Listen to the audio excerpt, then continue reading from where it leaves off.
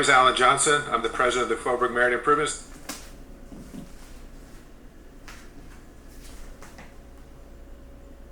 Jason, I live at 1418 Charters.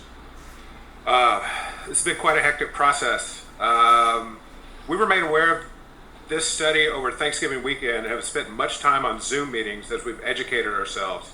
In short, as we stated in our letter to all of you at the beginning of the week, we believe that this will result in higher costs, particularly in the Merit.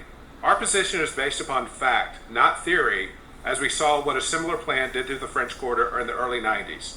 Currently, the French Quarter has 4,429 units. 54% are vacant, and what I mean by that is people who don't live there full time.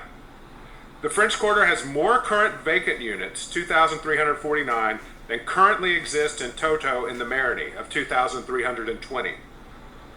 You now know the facts. The responsibility is yours, whether or not you repeat history. You think you're creating housing supply, but you're actually creating more pied-à-terres and STRs minus the affordable housing unit.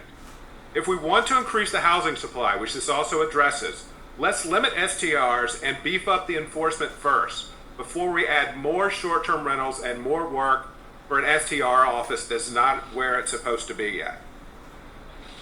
I wish I didn't have to come to City Council and talk about STRs, but since the STR rules were in place, the lack of enforcement, rather than the third oldest neighborhood in the city, I feel like referring to myself as the Faubourg Merit presented to you by Sonder.